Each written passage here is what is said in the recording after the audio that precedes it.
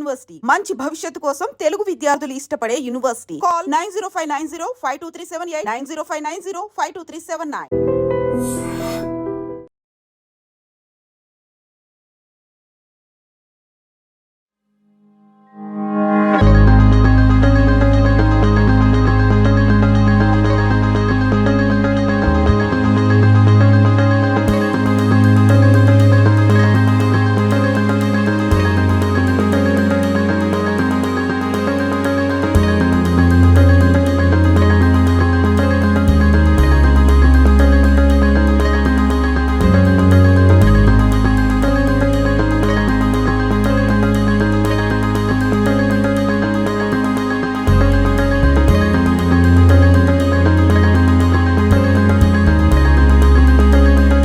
Aggressive revenge. Pahalgam దాడి తర్వాత ప్రతీకార చర్యల్లో భాగంగా భారత సైన్యం ఉగ్రవాదులపై విరుచుకుపడుతోంది. ఉగ్ర స్థావరాలను మట్టుబెడుతున్నటువంటి భారత సైన్యానికి ప్రతి ఒక్కరూ బిగ్ సెల్యూట్ చేస్తున్నారు. అయితే భారత్ పాక్ మధ్య నెలకొన్న ఉత్కంఠ పోరు, యుద్ధ వాతావరణ నేపథ్యంలో ఎప్పుడైనా ఎక్కడైనా దేశంలో ముఖ్యమైన ప్రాంతాల్లో ఉగ్రవాదుల అటాక్ దాడులు జరిగే అవకాశం ఉంది. కాబట్టి భారత పౌరుల్ని అలర్ట్ చేయాలనే ఉద్దేశంతో కేంద్ర ప్రభుత్వం ఇప్పటికే డైరెక్షన్స్ చేసింది. పెద్ద ఎత్తున భద్రతా సన్నద్ధతపై మాక్ డ్రిల్స్ నిర్వహించాలి, భారత పౌరులందరినీ కూడా ప్రిపేర్ చేయాలి, అవేర్నెస్ కల్పించాలనే ఉద్దేశంతో చేస్తున్న మాక్ డ్రిల్స్లో ఈరోజు ఆంధ్ర యూనివర్సిటీ గ్రౌండ్స్లో కూడా మాక్ డ్రిల్ జరుగుతూ ఉంది. ఎన్డీఆర్ఎఫ్, ఎస్డీఆర్ఎఫ్ అలాగే ఎన్సీసీ క్యాడెట్స్ కూడా ఈ మాక్ డ్రిల్లో పాల్గొంటున్నారు. సో ఎలాంటి ఎక్విప్మెంట్స్తో వాళ్ళు సిద్ధంగా ఉంటారు, పౌరులు ప్యానిక్ అవ్వకుండా ఎలా కేర్ తీసుకోవాలి, ఆ దాడుల నుంచి తమను ఎలా రక్షించుకోవాలి అనేదే ఈ మాక్ డ్రిల్ యొక్క ముఖ్య ఉద్దేశం. సో మనతో పాటు యుగంధర్ సార్ ఉన్నారు, ఎన్సీసీ ఆఫీసర్ ఏయూ నుంచి. సార్తో మాట్లాడి చాలా విషయాలు తెలుసుకుందాం.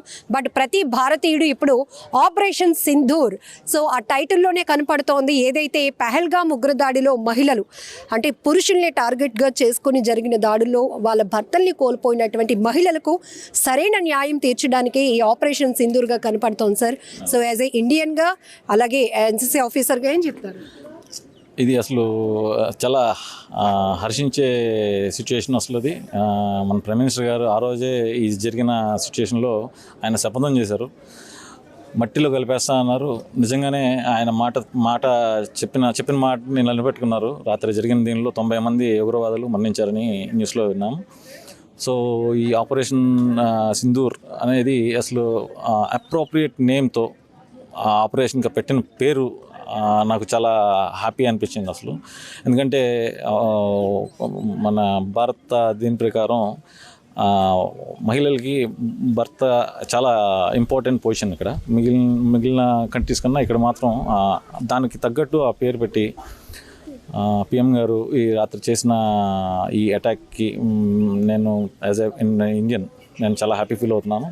సో ఇలాగే అంటే మన ఎకానమీ బాగుంటుంది, మన డిఫెన్స్ సిస్టమ్ బాగుంటుంది అలా అని చెప్పి ఎవరి మీద మనం ఎప్పుడు డిస్టర్బెన్స్ క్రియేట్ చేయలేదు. పక్కన వాళ్ళు వచ్చి మన మీద డిస్టర్బ్ చేయడమే కానీ ఇండియన్స్ మీద ఎంత పవర్ఫుల్ అని పక్క కంట్రీస్ మీద ఎప్పుడు ఇలా యుద్ధానికి ఎప్పుడు కాల్దోలేదు. బట్ పాకిస్తాన్ సిచ్యుయేషన్కి వచ్చేటప్పటికి వాళ్ళు వచ్చిన డబ్బులన్నీ డిఫెన్స్ మీద పెట్టి ఎప్పుడు ఈ టెర్రరిస్ట్ని వాళ్ళ ప్లేస్లో మన దేశం మీద ఎప్పుడు పంపిస్తామని జరుగుతూ ఉంది. సో దీనివల్ల ఏంటంటే వాళ్ళకి ఏమొస్తుంది అనేది పక్కన పెడితే మన దేశం చాలా డ్యామేజ్ అవుతుంది. వాళ్ళు పైకి రావట్లేదు, పక్కన వాళ్ళని కూడా పైకి రానివ్వకుండా చేసే సిచ్యుయేషన్ ఇది. సో రాత్రి జరిగిన ఈ సిచ్యుయేషన్, దానిలో చనిపోయిన ఉగ్రవాదులు చనిపోవటం ఇదంతా చూసి నేను చాలా హర్షించాను. As an Indian I'm proud of that. So జనరల్గా భారతీయులు శాంతి కాముకులు, భారతదేశం ఎప్పుడు శాంతియుత వాతావరణం, స్నేహపూర్వక వాతావరణమే కొనసాగిస్తుంది అనేది మనకు ఒక మంచి మార్క్. అది కానీ ఈరోజు ఉగ్రవాదులు అమాయకుల ప్రాణాలు తీసుకున్నప్పుడు ప్రైమ్ మినిస్టర్ గారు ఏదైతే ప్రామిస్ చేశారో ఖచ్చితమైన రివెంజ్, ప్రతీకార చర్య ఉంటుంది అనడానికి నిన్న ఆల్ ఆఫ్ సడన్ ఒక్కసారిగా ఆర్మీ చేసినటువంటి దాడులు కావచ్చు, ఈరోజు మనం మాక్ డ్రిల్స్ కావచ్చు. సో పబ్లిక్ దీని నుంచి ఏం తీసుకోవాలి, వాళ్ళ ప్రెజెన్స్ ఎలా ఉండాలంటారు, వాళ్ళు అవేర్నెస్ ఎలా తీసుకోవాలి అంటారు? డెఫినెట్గా అవేర్నెస్ తీసుకోవాలండి. ఎందుకంటే థ్రెట్ అనేది ఎప్పుడు ఎలా వస్తుంది అనేది ఎవరికి తెలియదు. So according to Indian intelligence కొన్ని డిస్ట్రిక్ట్స్కి థ్రెట్ ఉందని చెప్పి 280 వరకు థ్రెట్ ఉందని చెప్పారు. అందులో విశాఖపట్నం ఒకటి. సో విశాఖపట్నంలో కూడా ఈ మాక్ డ్రిల్స్ నిర్వహించి పీపుల్కి అవేర్నెస్ క్రియేట్ చేయమని మాకు ఇన్ఫర్మేషన్ వచ్చింది మా హైర్ అథారిటీస్ నుంచి. సో దాని ప్రకారం ఈరోజు ఎన్సీసీ వాళ్ళందరినీ పిలిచి ఈరోజు మాక్ డ్రిల్ ఎన్డీఆర్ఎఫ్ టీంతో మాక్ డ్రిల్ నిర్వహించాం. సో ఎన్సీసీ వాళ్ళు they are discipline and already train.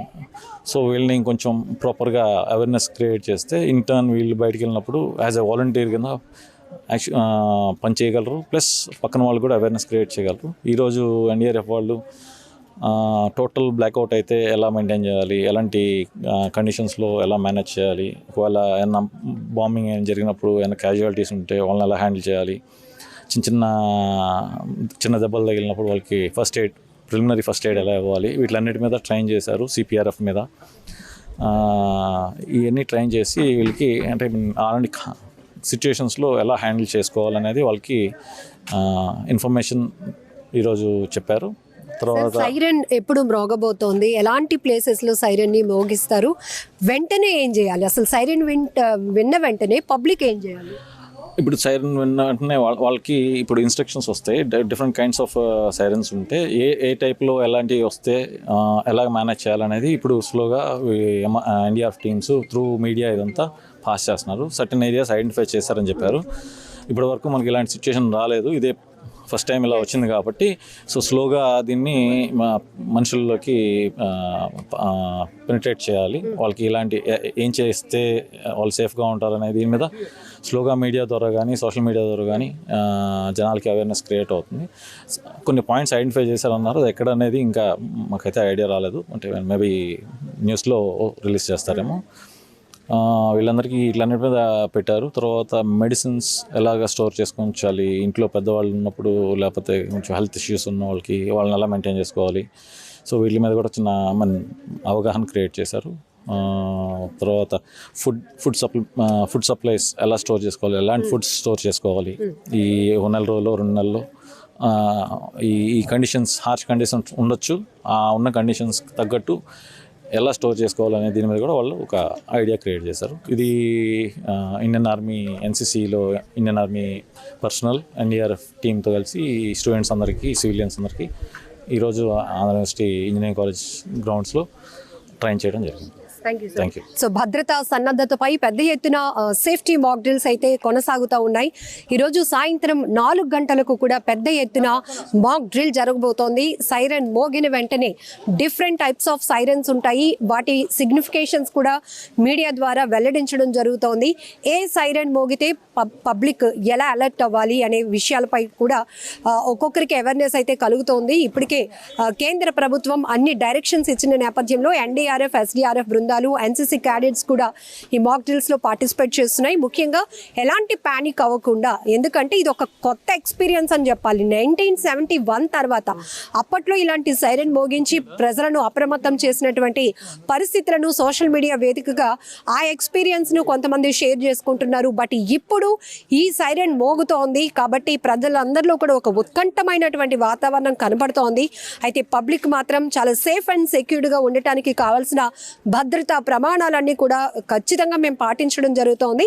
Evening Visakha వేదికగా జరగబోతున్న పెద్ద ఎత్తున సేఫ్టీ మాక్ డ్రిల్ ద్వారా కూడా ప్రజలకు అవేర్నెస్ అనేది కల్పించడం జరుగుతోంది. ఇంకొక వైపు యుద్ధ వాతావరణం అంటే ఎన్ని రకాలుగానైనా దాడులు చేయడానికి అవకాశం ఉంది కాబట్టి ఆయా యుద్ధ పరిస్థితులను ఎదుర్కోవాలి, ఎలా ఎదుర్కోవాలి, అందులో ప్రజల యొక్క భాగస్వామ్యం ఏంటి, వాళ్ళ అవేర్నెస్ ఎలా కలిగి ఉండాలి అనే దానిపైనే ఈ మాక్ డ్రిల్స్ నిర్వహిస్తున్నాము. ఇదే దీని ప్రధానమైన మోటో అని కూడా చెప్తున్నారు. నిజంగా ప్రస్తుతం ఉన్నటువంటి సమాజం దేనికి ప్రయారిటీ ఇస్తుంది? ఆర్థిక సంబంధాల చుట్టూ మాత్రమే తిరుగుతుంది. మళ్ళీ ఎన్నికలంగానే చాలా విరక్తి కలుగుతాను. మంచి అనిపిస్తుంది కదా, లేడీస్ కూడా ఛాలెంజింగ్ జాబ్స్ చేసినప్పుడు చాలా బాగుంటది. ట్రాఫిక్ అసిస్టెంట్స్ గా నియమించిన ట్రాన్స్జెండర్స్ అందరితో సాల్యూట్ చేయించుకుంటున్నారు. ఫుడ్ డెలివరీ ఇవ్వటానికి వెళ్ళినటువంటి డెలివరీ బాయ్ అనిల్ పై కళ్ళ ముందు